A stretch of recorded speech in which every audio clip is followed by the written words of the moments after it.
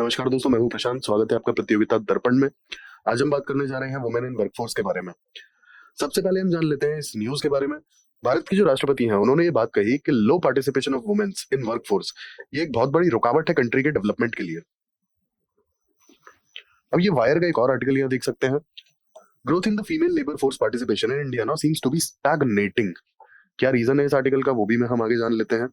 सबसे पहले इंडिया का जो female labour force participation rate है ये ब्रिक्स कंट्रीज में लोएस्ट है, यानी कि Brazil, Russia, India, China, south Africa, सब में अगर कंपेयर किया जाए तो इंडिया में ये लोएस्ट है। इसके बाद अगर हम अपने साउथ एशियन नेबर्स के साथ में भी इस रेट को कंपेयर करेंगे, female labour force participation rate को, तो श्रीलंका और बांग्लादेश का पार्टिसिपेशन रेट हमसे ज्यादा है। अब रिसेंटली डेटा पब्लिश होता है पीरियोडिक लेबर फोर्स सर्वे का, और इसमें female labour force participation rate बताया जाता है वुमेन्स के लिए 30%, 32.5% एंड 32.8%। और ये पिछले 3 साल का डेटा है। 30% है 2019-20 का, 32.5% है 2020-21 का, और 32.8% है 2021 और 22 का। अब आप देख सकते हैं 2020-21 से 2021-22 के बीच में सिर्फ 0.3% का ही राइज है। दैट इज द रीजन कि वायर में वो आर्टिकल आया था कि labour force participation rate of women stagnating. ठीक है, अब यहां हम एक बेसिक समझ लेते हैं कि लेबर फोर्स पार्टिसिपेशन होता क्या है। अब सबसे पहले हम ये जान लेते हैं कि जो वर्किंग एज पॉपुलेशन होती है ना, जिसे हम डब्ल्यू से रिप्रेजेंट कर रहे हैं, ये होती है 15 साल से बड़े जो भी हैं और 64 से कम जो भी हैं। अब इसमें आपके childrens as well as senior citizens नहीं आते हैं, ऑब्वियस सी बात है। ये हो गई आपकी वर्किंग एज पॉपुलेशन। और ऊपर आप लिखेंगे people who are already working या फिर who are searching for a work. मतलब 15 से 64 साल के बीच में जो लोग या तो ऑलरेडी काम कर रहे हैं या जो जॉब सर्च कर रहे हैं। और ये जो आपको सम मिलेगा, इसको आप टोटल वर्किंग एज पॉपुलेशन से डिवाइड कर देंगे और 100 से मल्टीप्लाई कर देंगे, आपको मिल जाएगा आपका लेबर फोर्स पार्टिसिपेशन रेट। हालांकि बहुत ज्यादा टेक्निकल चलेगा, लेकिन थोड़ा सा आपको आइडिया होना चाहिए कि कैसे निकलता है ये। तो ये हमने बात की लेबर फोर्स पार्टिसिपेशन रेट के बारे में थोड़ी सी। अब हम वुमेन्स की बात कर लेते हैं कि वर्कफोर्स में वुमेन्स की क्या इंपॉर्टेंस है। सबसे पहले इकोनॉमिक ग्रोथ के लिए अब मैकिन्जे की एक रिपोर्ट आती है इंडिया के अकॉर्डिंग कि अगर हम फीमेल का लेबर फोर्स पार्टिसिपेशन रेट बढ़ा देते हैं और वर्क प्लेसेस पे जेंडर इक्वालिटी को प्रमोट कर पाते हैं, तो हमारा जीडीपी ग्रोथ जो एनुअली है वो 1.4% से राइज कर सकता है। सेकेंडली, एम्पावरमेंट की बात करते हैं अगर, तो ऑब्वियस सी बात है, नेशनल फैमिली हेल्थ सर्वे में भी ये बात कही गई है कि जो भी वुमेन्स एम्प्लॉयड होती है ना, उनकी फैमिली में डिसीजन मेकिंग जो भी होता है उसमें वुमेन्स का भी रोल होता है। कहने का मतलब है कि जो अनएम्प्लॉयड वुमेन्स होती हैं, तो इंडियन फैमिलीज में जनरली डिसीजन मेकिंग के टाइम पे अनएम्प्लॉयड वुमेन्स का रोल जो है वो उतना नहीं होता है जितना एम्प्लॉयड वुमेन्स का होता है। तो ऑब्वियसली यही है एम्पावरमेंट, कि जो घर की डिसीजन मेकिंग है उसमें पार्टिसिपेट कर पा रही हैं due to the job. Then next हम बात कर लेते हैं डाइवर्सिटी पे। अब ऑब्वियस ही बात है, यहाँ डाइवर्सिटी में सबसे पहला पॉइंट ही आएगा जेंडर डाइवर्सिटी, क्योंकि कहीं ना कहीं वुमेन्स का पार्टिसिपेशन बढ़ रहा है तो ऑब्वियस ही बात है कि जेंडर डाइवर्सिटी भी बढ़ेगा।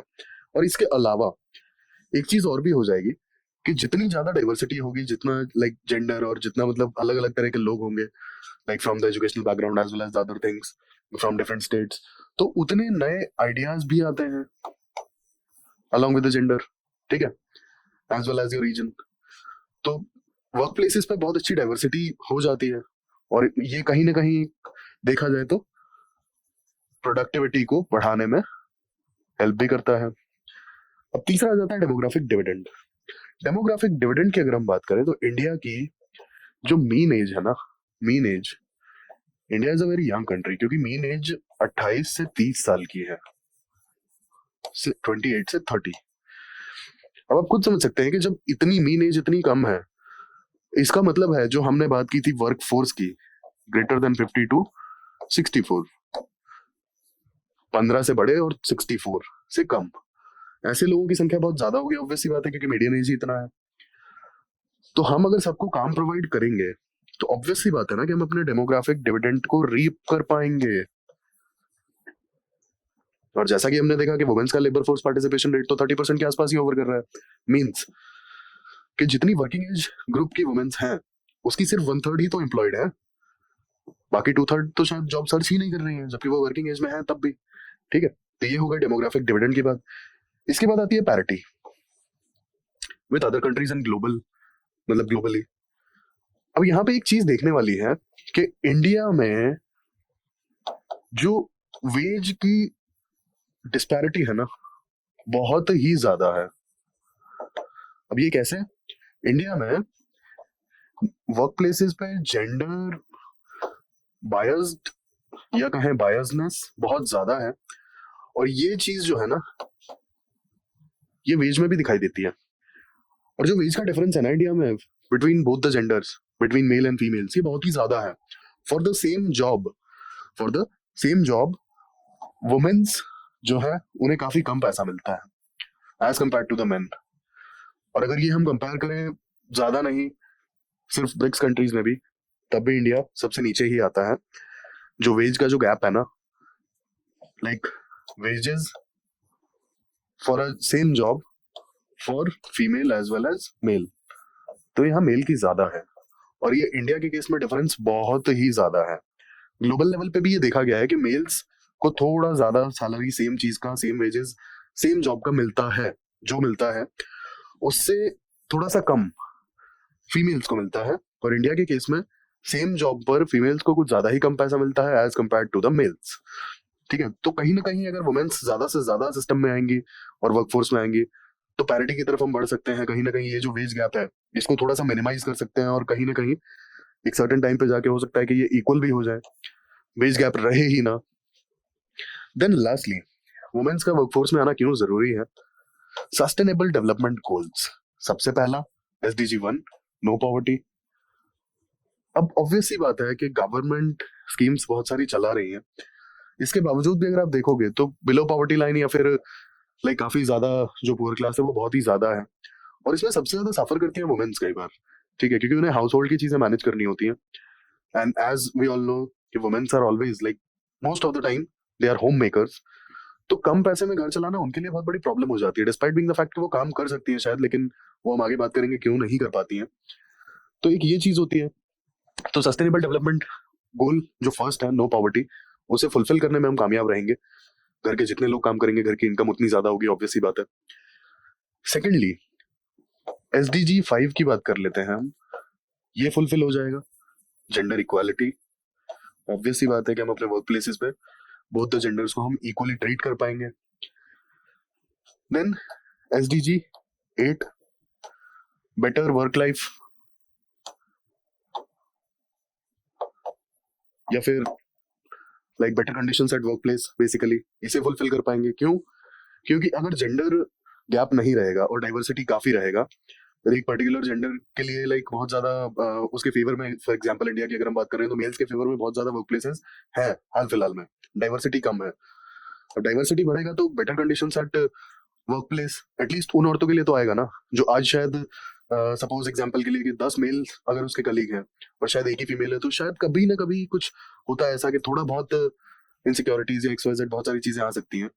तो अगर जेंडर डाइवर्सिटी बढ़ेगा तो एटलीस्ट उन औरतों के लिए चीजें, उन वुमेन्स के लिए चीजें थोड़ी सी अलग होंगी, एंड जो उनका वर्क प्लेस का जो कंडीशन है थोड़ा सा बेटर होगा। Then SDG 10, reducing the inequalities. Obvious सी बात है, जितनी ज्यादा जॉब और जितने ज्यादा बोथ जेंडर्स के लोग, इनइक्वालिटी उतना ही कम। तो ये हमने बात की इंपॉर्टेंस के बारे में वुमेन्स के। अब हम रीजंस के बारे में बात कर लेते हैं कि इंडिया में जो लेबर फोर्स पार्टिसिपेशन का जो रेट है ये इतना कम क्यों है। स्पेसिफिकली हम जब वुमेन्स की बात कर रहे हैं तो मेल्स का ये 70 और 80% के ऊपर चला जाता है, और फीमेल्स का ये 30% से ऊपर जाने के लिए भी ये 3 साल में हम देख रहे हैं इसी के आसपास स्टैग्नेट करके और रुका हुआ है। तो इसका रीजन क्या है? सबसे पहला रीजन है social, as we know, patriarchy. अब बहुत सारी वुमेन्स को क्या होता है कि अलाउड ही नहीं है जॉब करना, भले ही घर में पैसा नहीं है या लाइक खर्चे पूरे नहीं हो रहे हैं, बट स्टिल कि भाई हम अपनी वुमेन से जॉब नहीं करवाएंगे। इसके बाद दूसरा, जैसा कि मैंने आपको बताया था, since womens most of the times they are home makers, तो उन्हें हाउस होल्ड वर्क्स भी देखने पड़ते हैं, बच्चों की रिस्पॉन्सिबिलिटी भी उनके ऊपर होती है, घर के कामकाज की रिस्पॉन्सिबिलिटी भी उनके ऊपर होती है। तो वो टाइम और अपना काम दोनों साथ साथ कई बार मैनेज करना मुश्किल हो जाता है, स्पेशली जब अगर आप देखेंगे तो वर्क प्लेस बहुत ज्यादा दूर हो अपने खुद के घर से, तो ऐसे केस में मैनेज नहीं हो पाता है, या फिर ऑड वर्क टाइमिंग्स के चलते। और इसके बाद एक कहीं ना कहीं सोसाइटी में स्टीरियोटाइप्स भी होते हैं अगर आप एक और चीज देखोगे तो एग्जाम्पल के लिए कि वुमेन्स के लिए जो स्टीरियोटाइप के, हम किस टाइप के स्टीरियोटाइप्स की बात करेंगे, वुमेन्स के लिए ये वाला जॉब सेफ नहीं है, ये वाला सेफ है, और ये वाला जो माइंडसेट है घटिया माइंडसेट। एग्जाम्पल के लिए आप लेंगे तो बहुत सारी लोगों की अगर आप बात सुने तो जस्ट फॉर एग्जाम्पल कि औरतों के लिए, वुमेन्स के लिए वर्दी वाली जितनी भी जॉब्स हैं वो सेफ नहीं है। बट ये कितना बड़ा मिथ है, कितना बड़ा स्टीरियोटाइप है ये। आप सोचिए इस चीज को, अगर वर्दी वाली जॉब्स वुमेन्स के लिए सेफ नहीं होती तो क्या हम आज किरण बेदी मैम को जानते? बताइए। ये अपने आप में सबसे बड़ी एग्जाम्पलर है, Kiran Bedi ma'am, she was an IPS. तो इस टाइप की स्टीरियोटाइप्स और सोशल इश्यूज की हमने बात की। सेकंड हम बात कर लेते हैं इकोनॉमिक इश्यूज की। क्या वो इकोनॉमिक इश्यूज हैं जहां पे वुमेन्स नहीं आ पाती हैं जिनकी वजह से काम करने के लिए, और लेबर फोर्स पार्टिसिपेशन में उनका पार्टिसिपेशन जो है वो कम हो जाता है। अब यहाँ पे सबसे बड़ा इशू आता है कि जब भी फैमिली की इनकम बढ़ जाती है ना, तो they don't allow their womens to work. एक यहाँ पे माइंडसेट आ जाता है कि नहीं भाई, जब फैमिली में ठीक ठाक इनकम है तो घर की औरतों को काम करने की जरूरत नहीं है। अब स्पेसिफिकली यहाँ पर होता है ना, लाइक मिडिल क्लास सोसाइटी में आप ये चीज देखेंगे इंडिया की अगर हम बात करें तो, कि जैसे जैसे फैमिली इनकम बढ़ती है लोग अपनी वाइफ्स या बेटियों से मतलब जॉब नहीं करवाना चाहते हैं। तो ये एक बहुत बड़ा इशू है। इसके बाद एजुकेशन की बात की जाए तो ऑलरेडी हमें पता है कि एजुकेशनल सिस्टम जो है ये बायस्ड है वुमेन्स के अगेंस्ट। ठीक है, काफी सारी मतलब अगर ड्रॉप आउट्स की भी हम बात करें तो वुमेन्स एज कम्पेयर्ड ज्यादा होती हैं। पोस्ट कोविड टाइम्स थोड़ी बहुत चीजें बदली हैं, बट स्टिल अभी तक जो हमने देखा वो बात अगर करते हैं हम तो इतने काफी मतलब मेजोरिटी अगर डेटा बात की जाए, मेजोरिटी ऑफ द इयर्स की, मोस्ट ऑफ द इयर्स की, तो वुमेन्स के drop outs specifically 10th 12th और लाइक ग्रेजुएशन के टाइम पे काफी ज्यादा होते हैं। तो पहला तो हो गया ये। दूसरा, एजुकेशन में एक और अगर चीज देखेंगे तो अगर मेल्स से कंपेयर किया जाए तो जितनी भी वोकेशनल ट्रेनिंग्स होती है ना या फिर स्किल डेवलपमेंट प्रोग्राम्स होते हैं, तो काफी सारे मेल्स के पास में ये होता है। मतलब अगर कंपेयर किया जाए तो comparatively there are many more males with such kind of vocational trainings as well as skill development like trainings as compared to the women's। तो ऑब्वियस सी बात है कि जब स्किल डेवलपमेंट प्रॉपर हुआ ही नहीं है, किसी तरह की ट्रेनिंग हुई नहीं है, तो जॉब में कैसे आएंगे, किस बेसिस पर आएंगे? या तो फॉर्मल एजुकेशन होनी चाहिए या फिर स्किल डेवलपमेंट होना चाहिए, दोनों ही नहीं है तो फिर होगा क्या? फिर ये होगा कि they have to land up with some low paying jobs, और ये देखा जाता है। ठीक है, देन तीसरे पॉइंट पर अगर हम बात करें, टेक्नोलॉजिकल एडवांसमेंट। टेक्नोलॉजिकल एडवांसमेंट की अगर बात की जाए तो यहाँ पे सबसे इंपॉर्टेंट चीज जो देखने वाली है, दैट्स डिजिटल डिवाइड।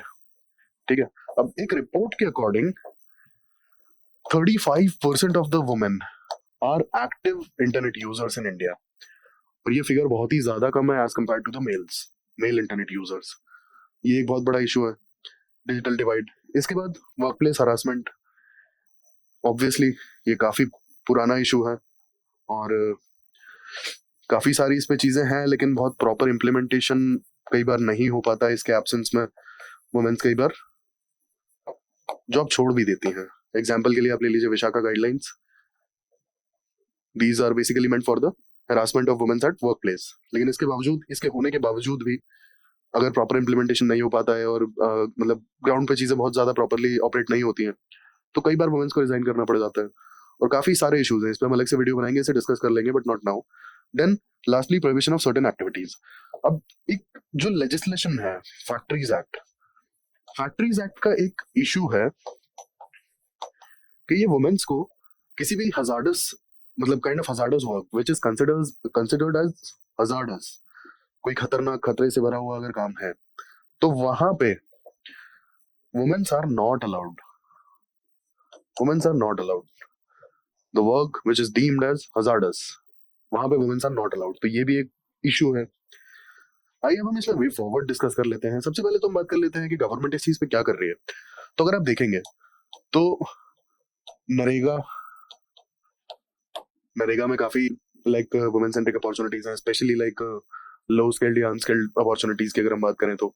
ठीक है, और यहाँ वुमेन्स के लिए काफी सारे प्रोविजंस भी हैं। इसके बाद prime minister's employment generation programme, और ऐसे कई सारे प्रोग्राम्स हैं जो गवर्नमेंट चलाती है स्पेसिफिकली फॉर एम्प्लॉयमेंट जनरेशन, जहाँ पे वुमेन सेंट्रिक प्रोविजंस भी होते हैं। देन सेकेंडली, हम रिसेंट जो कोड्स आए हैं रिगार्डिंग वेजेस एंड ऑक्यूपेशंस, तो अगर हम इन पे बात करें तो यहाँ पर कोड ऑन सोशल सिक्योरिटी 2020 की अगर हम बात करें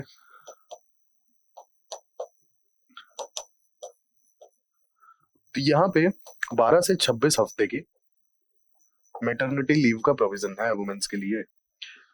तो आप देख सकते हैं कि किस तरीके से गवर्नमेंट खुद चाहती है कि even after pregnancy womens should resume the work, उन्हें प्रेगनेंसी की वजह से जॉब्स छोड़नी ना पड़े। और मैटरनिटी लीव में काफी हद तक लाइक वेजेस को भी पे किया जाता है। गवर्नमेंट ने कुछ इस तरीके के प्रोविजंस बनाए हैं। अब हम वे फॉरवर्ड पे बात कर लेते हैं, सेफ्टी। अब एग्जांपल के लिए हमने जो बात की थी वर्क प्लेस हरासमेंट से लेकर के और बहुत सारी चीजें हमने डिस्कस करी थी।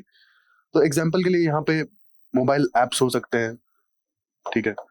इसके बाद एनोनिमस कंप्लेन बॉक्सेस हो सकते हैं, जैसे विशाखा गाइडलाइंस में हालांकि चीजें एनोनिमस हैं, लेकिन किस लेवल तक है ये नहीं पता। फिर लास्टली जहां पर भी वुमेन स्टाफ ज्यादा है तो वहां डायरेक्टली पैनिक बटन्स लगाए जा सकते हैं। किसी भी तरह के मिस ऐप के केस में डायरेक्टली अगर ये पैनिक बटन्स दबा दिए जाए तो ये directly police station as well as जो हायर अथॉरिटीज है उन्हें इन्फॉर्म कर देंगे। Then gender sensitisation. अब हमने इतने सारे स्टेरियोटाइप्स और मिथ्स की बात की, तो इन चीजों का भांडा भी तो फोड़ना पड़ेगा ना, और दुनिया को सच दिखाना पड़ेगा कि भाई ऐसा कुछ नहीं होता है। जो भी स्टीरियोटाइप सेट किए गए हैं वो सिर्फ किसी समय पर सेट किए गए थे, लेकिन आज वो वैलिड नहीं है। देन तीसरा पॉलिसीज। हालांकि गवर्नमेंट काफी सारी पॉलिसीज लेकर आ रही है, बट जो पॉलिसीज होनी चाहिए ना, they should be inclusive. Women centric provisions का खासा ध्यान रखना पड़ेगा। And lastly equity.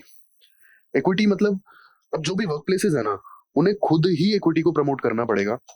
हर चीज गवर्नमेंट करवाएगी तो कब तक वो फॉलो हो पाएगा और कब तक गवर्नमेंट उसे इंप्लीमेंट करवा पाएगी। और ये जो इक्विटी है, तो हम यहाँ बात कर रहे हैं कि जो वुमेन्स के राइट्स हैं बेसिकली, चाहे वो वर्किंग राइट्स हो चाहे इक्वालिटी के राइट्स हो, जो भी हो, वो सारी उन्हें प्रोवाइड करना हमारे कॉन्स्टिट्यूशन से लेकर के और हमारे एथिक्स और सारी चीजें वहां पर आ जाती हैं। एथिकल भी है ये, मॉरल भी है ये, कि वर्क प्लेस पर वुमेन्स की पार्टिसिपेशन को बढ़ाया जाए और सिर्फ जेंडर के बेस पे उन्हें ना जज किया जाए। That's it. तो ये हमने डिस्कस किया labour force participation of womens के बारे में, क्या इश्यूज है रिलेटेड, क्या वे फॉरवर्ड हो सकते हैं। इसी तरह के इन्फॉर्मेटिव वीडियोस के लिए हमारे साथ जुड़े रहिए। Thank you, thanks for watching.